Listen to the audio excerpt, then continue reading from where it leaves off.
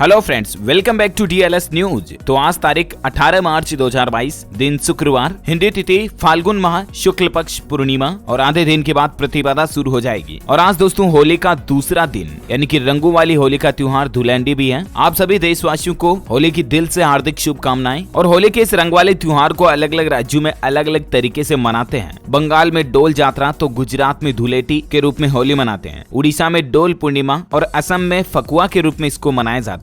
लेकिन सभी जगहों पर विविधता में एकता नजर आती है। सब जगहों पर रंगों के जरिए इस त्योहार को खेला जाता, मनाया जाता है। आप भी इसे जरूर खेलें, लेकिन अच्छे तरीके से। रंग आंखों में ना गिर जाए, इस बात का ध्यान रखें। और पक्के केमिकल कलर से ना खेलें, बल्कि सूखे कच्चे कलर से खेलें। नेचुरल ऑर्गेनिक कलर से खेलें तो ज्यादा बेहतर है। चलिए बात करते हैं फटाफट से आज की बड़ी खबरों की तरफ। देखिए दोस्तों, उत्तर प्रदेश में कल ही होलिका दहन के लिए गोरखपुर पहुंचे योगी आदित्यनाथ और बोले कि 10 मार्च से ही शुरू हो गया था होली का जश्न। सरकार चुनने के लिए धन्यवाद। वहीं प्रधानमंत्री नरेंद्र मोदी ने 96वें कॉमन फाउंडेशन समारोह में संबोधन दिया और देश को नया हैप्पी वैली परिसर समर्पित किया। पीएम बोले कि आत्मनिर्भर भारत का लक्ष्य हमेशा याद रखें। प्रधानमंत्री Narendra Modi Lal Bahadur national academy of administration Mussoorie में 96वें कॉमन फाउंडेशन के समापन कार्यक्रम को संबोधित करते हुए देशवासियों को होली की बहुत बहुत शुभकामनाएं भी दी। और इस दौरान उन्होंने नए खेल परिसर का उद्घाटन भी किया। और पीएम ने कहा कि आत्मनिर्भर भारत और आधुनिक भारत का लक्ष्य अपने दिमाग में हमेशा रखें। वह देखिए, भारत ने अन्य देशों की तुलना में बेहतर तरीके से कोरोना के नए वेरिएंट को मैनेज किया। केंद्रीय स्वास्थ्य मंत्रालय की तरफ से जारी आंकड़ों में पता चला। और बाकी देखिए, भारत में पिछले 24 घंटों के दौरान 2539 लोगों को कोरोना हुआ, यानी कि नए केस संक्रमित पाए गए। 2500 के समथिंग 60 मरीजों की मौत हुई। और दोस्तों, अभी भी भारत में एक्टिव केस यानी कि सक्रिय मामलों की संख्या जो है वो 30,799 चल रही है। वहीं देखिए, बदलते वक्त में दोस्ती की तासीर मापेंगे भारत व जापान। कल शनिवार को नई दिल्ली में दोनों देशों के बीच एक शिखर बैठक होगी। प्रधानमंत्री नरेंद्र मोदी के निमंत्रण पर जापान के पीएम फूमियो किशिदा 14वें भारत जापान वार्षिक शिखर सम्मेलन के लिए 19 से 20 मार्च को नई दिल्ली का दौरा करेंगे। और इसके साथ ही पीएम मोदी ऑस्ट्रेलिया के साथ होने वाले वर्चुअल शिखर सम्मेलन में भी हिस्सा लेंगे, जो कि 21 मार्च को होगा। भारत ऑस्ट्रेलिया के बीच दूसरा वर्चुअल शिखर सम्मेलन। और इसमें भी देशों के विकास और साझेदारी को लेकर कई अहम मुद्दों पर बातचीत होगी। अच्छा, सुप्रीम कोर्ट का एक बड़ा फैसला देखिए, पिता के साथ संबंध नहीं रखने वाली बेटी का उसकी संपत्ति पर हक नहीं है। जी हाँ, कहने का मतलब कई ऐसी बेटियां होती है ना जो शादी के बाद अपने माता पिता से नाता तोड़ देती हैं, उनके साथ कोई रिलेशन, कोई संबंध नहीं रखती हैं। तो हाल ही में सुप्रीम कोर्ट की तरफ से एक ऐसे मामले की सुनवाई करते हुए ये आदेश दिया गया कि ऐसी बेटियां जो अपने पिता के साथ किसी भी प्रकार का संबंध नहीं रखना चाहती हैं, उन्हें अपनी पिता की संपत्ति पर भी कोई अधिकार नहीं है। अच्छा, अगला अपडेट देखिए, क्रिकेटर हरभजन सिंह पंजाब से आम आदमी पार्टी के राज्यसभा उम्मीदवार बने। पार्टी की तरफ से ये घोषणा की गई। वहीं देखिए, गुजरात सरकार की तरफ से एक बड़ा फैसला लिया गया। अब स्कूलों में पढ़ाई जाएगी श्रीमद् भगवत गीता। फर्स्ट फेज में 6ठी से 12वीं क्लास के बच्चों को समझाए जाएंगे भगवत गीता के सिद्धांत और मूल्य। दरअसल गुजरात में चुनाव से पहले गवर्नमेंट की तरफ से ये अहम फैसला लिया गया। 6ठी से 12वीं तक के बच्चों को अब श्रीमद् भगवत गीता का पाठ पढ़ाया जाएगा। सरकार ने नई शिक्षा नीति जारी की है। बच्चे पढ़ेंगे कर्म और धर्म का सार भगवत गीता। इसके अलावा गुजरात के सरकारी स्कूलों में पहली कक्षा से ही अंग्रेजी की पढ़ाई भी शुरू की जाएगी। गुजरात के शिक्षा मंत्री जीतू वगानी की तरफ से यह बड़ा फैसला लिया गया। एक ऐसा ही फैसला कल बिहार गवर्नमेंट की तरफ से भी मैंने आपको बताया था कि बिहार में बनेगा रामायण विश्वविद्यालय, रामायणा यूनिवर्सिटी बनाई जाएगी, जहां शोध, ज्योतिष, कर्मकांड, योग, आयुर्वेद और प्रवचन की पढ़ाई होगी। अच्छा, वहीं देखिए, पंजाब के नए मुख्यमंत्री भगवंत मान जी की तरफ से भ्रष्टाचार के खिलाफ एक बड़ा ऐलान किया गया। उन्होंने कल ही कहा कि कोई भी रिश्वत मांगे तो मना मत करना, बल्कि मोबाइल फोन से रिकॉर्ड करके इस नंबर पर भेज देना। और वो नंबर 23 मार्च को भगवंत मान जी की तरफ से जारी किया जाएगा पंजाब के लोगों के लिए। भ्रष्टाचार के खिलाफ लड़ाई के लिए ये पंजाब सरकार का अहम कदम है। और सरकार का गठन होते ही यानी कि सीएम की शपथ लेने के कुछ ही दिन बाद ये अहम फैसला लिया गया है। 23 मार्च से पंजाब में एंटी करप्शन हेल्पलाइन शुरू की जाएगी। व्हाट्सएप के जरिए शिकायत दर्ज करा पाएंगे आप। उन्होंने कहा कि मैं खुद अपना पर्सनल व्हाट्सएप नंबर जारी करूंगा, जहां पर आप भ्रष्टाचार रोकने से संबंधित कोई भी कंप्लेन दर्ज कर पाएंगे, है ना। और अगला अपडेट देखिए दोस्तों, DRDO ने सिर्फ 45 दिनों में खड़ी कर दी 7 मंजिला इमारत। रक्षा मंत्री राजनाथ सिंह ने इसका उद्घाटन किया। रक्षा अनुसंधान एवं विकास संगठन की तरफ से ये कमाल कर दिखाया गया। मात्र 45 दिनों में फ्लाइट कंट्रोल सिस्टम के लिए एक बहुमंजिला इमारत का निर्माण किया गया। 7 मंजिला बिल्डिंग का निर्माण मात्र 45 दिन में यानी कि 1.5 महीने में बनाया गया।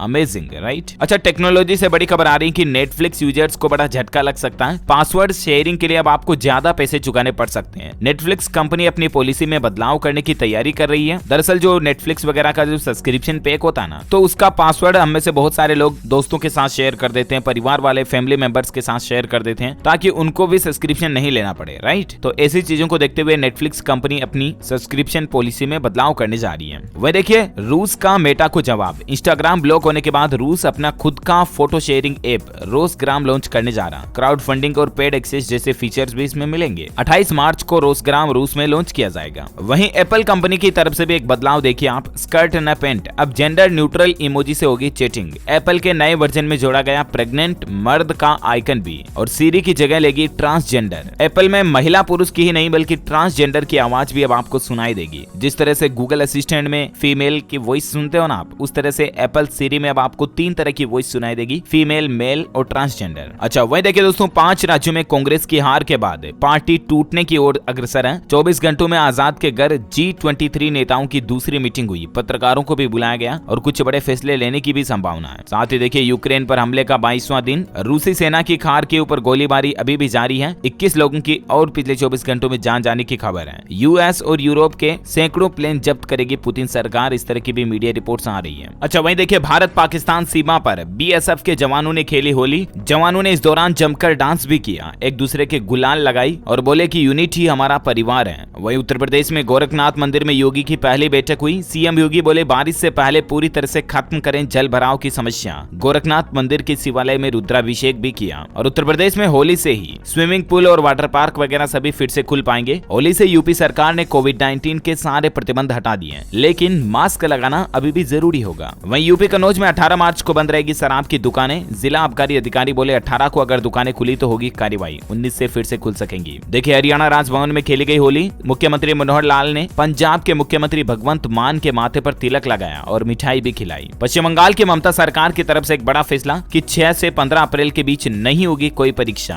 पेगासस पर भी उन्होंने बातचीत की। दरअसल पश्चिम बंगाल में उपचुनाव की वजह से इस दौरान परीक्षाओं को रद्द कर दिया और 6 से 15 अप्रैल के बीच होने वाली सभी परीक्षाएं अब कैंसिल रहेगी। अच्छा, वहीं देखिए, आम आदमी नागरिक के लिए बड़ी खबर है। गलत विज्ञापनों में तय होगी सेलिब्रिटीज की जवाबदेही, जुर्माने के साथ जेल भी हो सकती है। दरअसल कानूनी विशेषज्ञों का कहना है कि नए उपभोक्ता संरक्षण कानून में इस बात का प्रावधान भी रखा गया कि अगर उपभोक्ताओं को लुभाने के लिए भ्रामक विज्ञापन दिए जाते हैं तो कंपनी के साथ साथ प्रचार करने वाले सेलिब्रिटीज पर भी कार्रवाई की जाएगी। यानी कि बहुत बार हम देखते हैं ना, हर किसी प्रोडक्ट्स के ऐसे फेक एडवर्टाइजमेंट भी देखने को मिलते हैं जो बड़े बड़े ब्रांड एम्बेसडर की तरफ से किए जाते हैं, सेलिब्रिटीज की तरफ से किए जाते हैं। असल में वैसी चीजें होती नहीं है। आपको पता होगा, एक बार तो फेयर एंड लवली के ऊपर भी किसी शख्स ने कोर्ट केस लगा दिया था कि ट्यूब लगाने के बाद भी मैं गोरा नहीं हुआ, और भैंस को जब ये ट्यूब लगाई तो भैंस का कलर भी गोरा नहीं हुआ। तो ऐसा कुछ मसला बना था। तो कहने का मतलब यही है कि जो एडवर्टाइजमेंट हमें दिखाए जाते हैं टीवी पर, इंटरनेट पर, वो एडवर्टाइजमेंट अब सही ही होने चाहिए। चाहे किसी भी टाइप का प्रोडक्ट हो, cosmetic product, medical product, health product, any type of product, वो एडवर्टाइज में जो दिखाया जा रहा है वैसा अगर प्रोडक्ट रियलिटी में नहीं है तो अब कानूनी कार्रवाई कंपनी के साथ साथ उस सेलिब्रिटीज, उस कंपनी के ब्रांड एम्बेसडर पर भी की जाएगी जो कि उस कंपनी के उस प्रोडक्ट का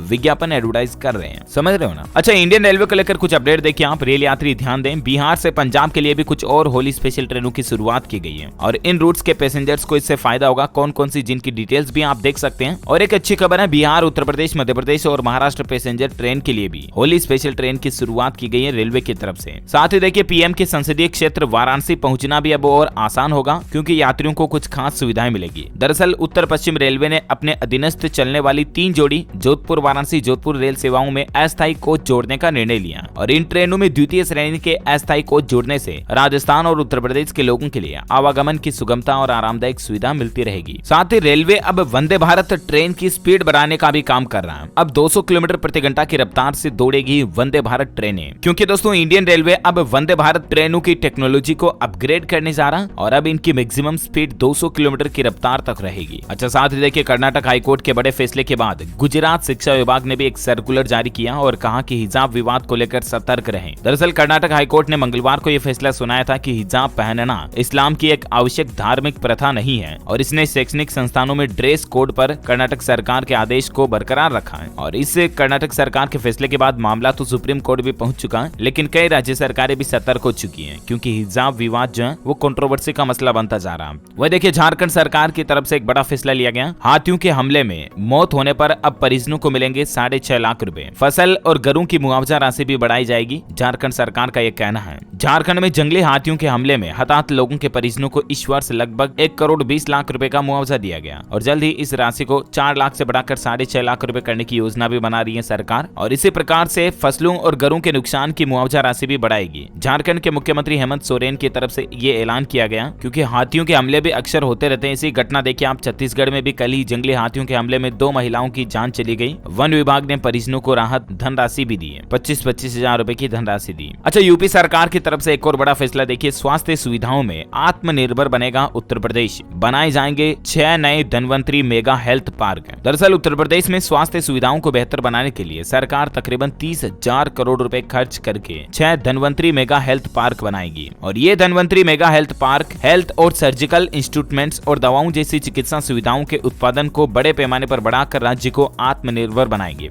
यानी कि 6 इस तरह के प्लांट्स बनाए जाएंगे जहां पर मेडिकल इक्विपमेंट, मेडिकल काम में आने वाली जो चीजें हैं वो बनाई जाएगी, इंस्ट्रूमेंट्स वगैरह मशीनें बनाई जाएगी। इस तरह के 6 नए प्लांट्स लगाए जाएंगे यूपी में। साथ ही देखिए, होली पर मजदूरों पर मेहरबान हुई दिल्ली सरकार। इन कंस्ट्रक्शन वर्कर्स के खाते में पहुंचेंगे 5-5 हजार रुपए। दरअसल दिल्ली सरकार ने तकरीबन 83,000 निर्माण श्रमिकों के खातों में 5-5 हजार रुपए की अनुदान राशि भेजने की योजना बनाई है। श्रमिकों को रिन्यूअल प्रक्रिया पूरी न होने के कारण सहायता धनराशि नहीं मिल पाई है, तो दिल्ली सरकार का कहना है कि अब कंस्ट्रक्शन वर्कर्स के खाते में सीधे मदद पहुंचाई जाएगी। साथ ही देखिए, बिहार में 28 जिलों की सड़कें बनेंगी बाढ़ और भूकंप रोधी। बिहार सरकार इस तरह का प्लान बना रही है। तकरीबन 28 जिलों में, जिनकी डिटेल्स भी आप देख सकते हैं, वहां पर सड़कों को आधुनिक तकनीकी वाली यानी कि लेटेस्ट टेक्नोलॉजी वाली बनाई जाएगी। अच्छा, वैज्ञानिकों की एक नई रिसर्च में इस बात का खुलासा हुआ। देखिए आप, मादा मच्छर कैसे चुनती है कि आखिर किसका खून चूसना है? इस सवाल का जवाब वैज्ञानिकों ने ढूंढ निकाला है। गर्मी बढ़ने के साथ साथ मच्छरों का प्रकोप भी शुरू हो गया और मच्छरों के काटने वाली बीमारियां, मलेरिया, डेंगू वगैरह भी वापस बढ़ने लगा है। लेकिन एक सवाल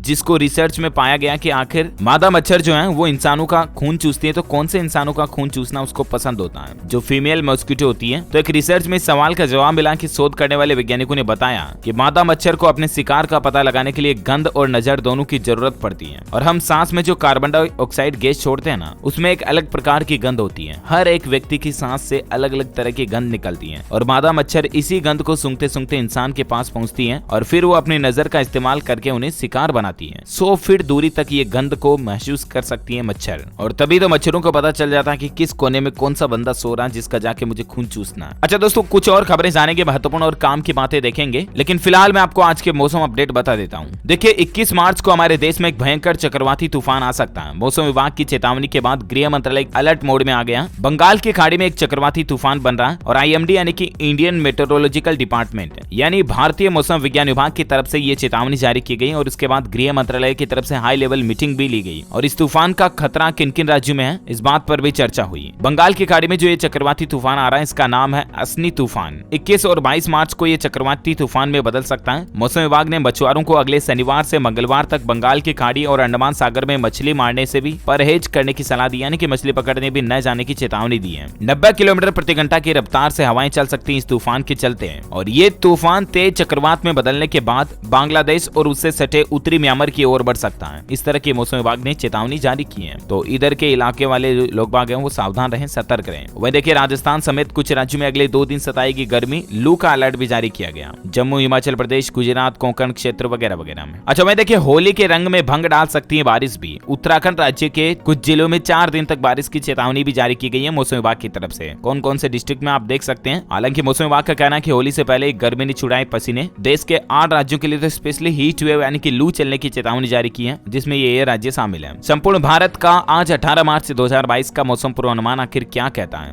तो अगले 24 घंटों के दौरान इन राज्यों में तो हीट वेव यानी कि भीषण लू चल सकती है और भी इसके अलावा ज्यादा डिटेल्स आप देख सकते हैं। इसके अलावा 18 से 20 मार्च के बीच गिलगित बाल्टिस्तान, मुजफ्फराबाद, लद्दाख और जम्मू कश्मीर के ऊपरी इलाकों में हल्की मध्यम बारिश और हल्की बर्फबारी की भी संभावना है। ओके, मौसम अपडेट के बाद आज के सोना चांदी के भाव भी देख लेते हैं। सराफा बाजार में क्या कुछ बदलाव चल रहा है। तो देखिए, सोना महंगा हुआ, चांदी की भी चमक बढ़ी है। सोने के दाम में 250 रुपए की बढ़ोतरी के साथ सोना अभी 51,500 रुपए प्रति 10 ग्राम पर चल रहा। वहीं चांदी के दाम में 365 रुपए की तेजी आई और अभी चांदी का रेट 68,218 रुपए प्रति किलोग्राम चल रहा। ओके, गोल्ड एंड सिल्वर के बाद कुछ कोरोना अपडेट देखिए आप। इजराइल में कोरोना का नया वेरिएंट पाया गया, ओमिक्रॉन के 2 सब वेरिएंट से मिलकर बनाए और अब तक 2 मामले इसके मिले हैं। BA.1 प्लस BA.2 इस इक्वल टू नया कोरोना वेरिएंट देखा गया। समझ रहे हो ना। चीन में ऑलरेडी बढ़ते कोरोना मामलों के बीच अब इजराइल से भी चिंता बढ़ाने वाली खबर सामने आई है। और हाल ही में तो WHO ने भी दोस्तों कोरोना के नए वेरिएंट को लेकर दुनिया के कई देशों को चेतावनी जारी की थी। तो कहने का मतलब यही है कि अभी भी लापरवाही नहीं करनी हमें बिल्कुल भी। भले ही भारत में कोरोना के मामले कम हो रहे हो, लेकिन सावधानी फिर भी बरतनी है। और देखिए आप बच्चों के कोरोना टीकाकरण पर भी लोगों की लापरवाही दिखाई दे रही है। 15 से 17 साल तक के बच्चों ने कोरोना वैक्सीनेशन से दूरी बनाई है। 1 करोड़ 19 लाख दूसरी डोज लगवाने ही नहीं पहुंचे। 1 करोड़ 80 लाख ने पहला डोज भी नहीं लगवाया। तो आप भी 15 से 17 साल तक के बच्चों को कोरोना टीकाकरण लगाने के लिए मोटिवेट करें। और अगर आपके घर में भी इस उम्र के बच्चे हैं तो जल्दी से जल्दी उनका टीकाकरण पूरा करवाएं, ठीक है ना, क्योंकि टीका लगवाना जरूरी है। कई रिपोर्ट्स में ये बात साबित हो चुकी है कि कोरोना का टीका कोरोना संक्रमण के द्वारा मौत के रिस्क को कम करता है। ओके, और चलिए कुछ एजुकेशनल खबरें देख लेते हैं। देखिए यूजीसी का लाखों स्टूडेंट्स के हक में एक बड़ा फैसला। 4 वर्षीय यूजी डिग्री होल्डर ले सकेंगे पीएचडी में एडमिशन। नेट जेआरएफ के लिए मौजूदा सीटों में 60% आरक्षण का प्रस्ताव भी रखा गया। यूजीसी द्वारा एक राहत भरा फैसला लिया गया। एमफिल की डिग्री खत्म होगी। प्रोफेसरों को रिटायरमेंट के बाद भी पढ़ाने का मौका मिलेगा। कोर्स के बीच संस्थान भी बदल सकेंगे। तो ये कुछ अहम फैसले लिए गए यूनिवर्सिटी ग्रांट्स कमीशन के द्वारा। लाखों करोड़ों कॉलेज स्टूडेंट्स के लिए अच्छी राहत की बात है। अच्छा, वहीं देखिए हरियाणा में प्राइवेट स्कूल 31 मार्च तक भर सकते हैं फॉर्म 6। हरियाणा में तकरीबन 53% स्कूलों ने फॉर्म नहीं भरा और शिक्षा निदेशालय ने 5वीं बार इसकी तारीख को बढ़ा दिया। अभी इसकी लास्ट डेट 31 मार्च है। साथ ही देखिए मध्य प्रदेश बोर्ड में 12वीं के गणित विषय में विद्यार्थियों को 5% बोनस अंक मिलेंगे। वहीं हरियाणा से एक और खबर आ रही कि ओमार सीट पर नहीं लिया जाएगा बोर्ड एग्जाम। BSEH का बड़ा फैसला है। 10वीं और 12वीं की परीक्षा खत्म होने से 1.5 घंटा पहले मिलेगा दूसरे भाग का प्रश्न पत्र और अब एक ही उत्तर पुस्तिका मिलेगी। प्रश्न पत्र का एक भाग 40 अंक का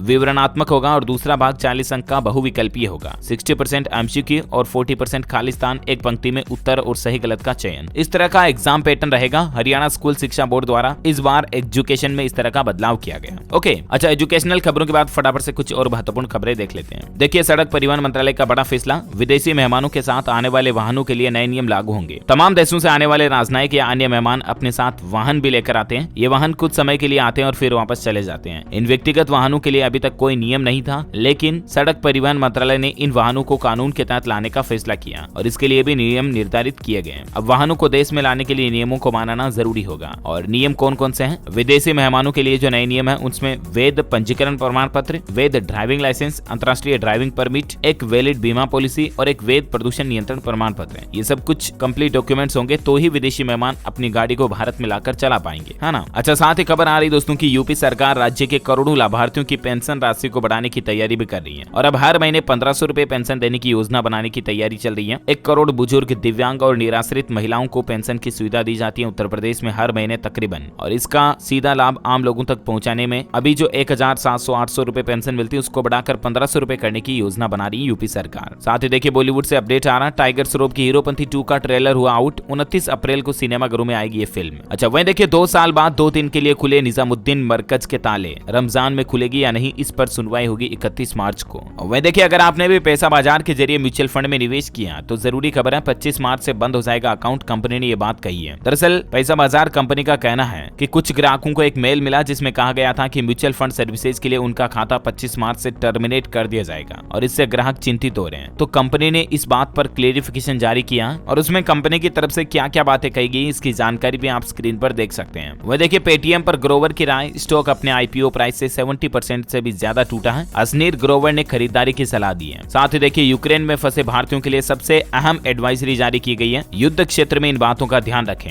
दरअसल यूक्रेन में जो अब हमारे भारतीय कुछ और छात्र फंसे हुए हैं उनके लिए सरकार ने कहा कि जहां सैन्य ताकतें नजर आती हैं, एक तो वहां आप अपने मोबाइल से तस्वीरें ना खींचें और इसके अलावा रशियन भाषा की भी 2-3 बातें जरूर सीख लें, जैसे कि मैं भारतीय छात्र हूं, वो युद्ध में शामिल नहीं है, हमारी मदद कीजिए। Like I am Indian students, we are not include in war, please help us, please help me. इस तरह की बातों को आप रशियन भाषा में सीख लें तो आपको कोई भी सैनिक नुकसान नहीं पहुंचाएगा। ये कहना है भारत सरकार का, है ना। अगर आप भी अभी भी रशिया में फंसे हुए, आपके कोई जान पहचान, परिचित, मित्र, दोस्त, परिवार, फैमिली मेंबर, तो उनको ये खबर जरूर पहुंचा दें कि आप ये 2-3 सेंटेंस जो है ना रशिया भाषा में भी जरूर सीख लें ताकि वहाँ के रशिया और यूक्रेन के जो आर्मी है, सैनिक है, उनको आप बातचीत करके बता सकें। वह देखिए इलेक्ट्रिक व्हीकल्स वालों के लिए अच्छी खबर आई है। बैटरी अदला बदली स्टेशन की इंद्रप्रस्थ गैस ने भी शुरुआत कर दी है। IGL और काइनेटिक बैटरी अदला बदली स्टेशन स्थापित करेंगे इंद्रप्रस्थ गैस के द्वारा। और जहाँ मतलब इलेक्ट्रिक व्हीकल्स को आपको चार्ज लगाने के लिए घंटों इंतजार नहीं करना पड़ेगा, आप बैटरी स्वाइप करके डायरेक्टली अपनी गाड़ी का वापस यूज कर पाएंगे हैंड टू एंड, है ना। अच्छा, वहीं देखिए सोशल मीडिया पर एक खबर चल रही है कि किसान क्रेडिट से लिए हुए लोन पर अब ब्याज नहीं लिया जाएगा। इस मैसेज की वायरल सच्चाई बताई गई है कि सरकार की तरफ से ऐसी कोई घोषणा नहीं की गई है और ये जो अखबार की कटिंग है ये एडिटिंग के जरिए तैयार की गई है। फर्जी खबरें, ध्यान ना दें ऐसी बातों पर, ठीक है ना। अच्छा, वहीं देखिए इंडियन ऑयल के बाद अब हिंदुस्तान पेट्रोलियम ने भी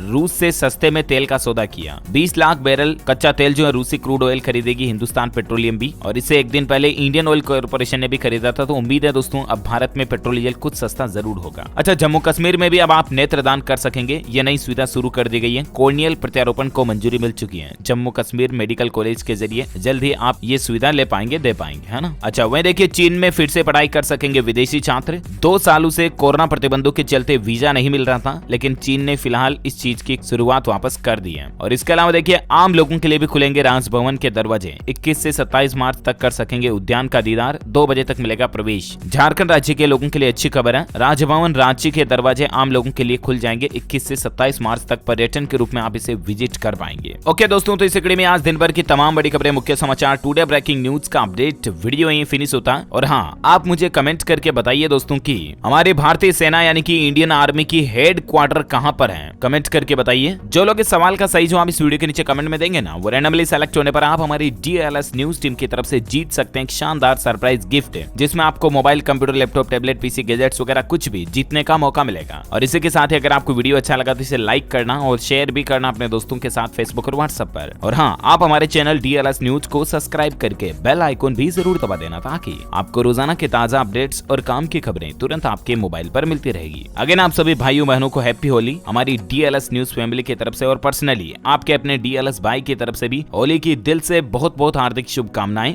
आपकी जिंदगी हमेशा ऐसे ही रंगीन बनी रहे, हम यही दुआ करते हैं, प्रार्थना करते हैं। जय हिंद, जय भारत, वंदे मातरम।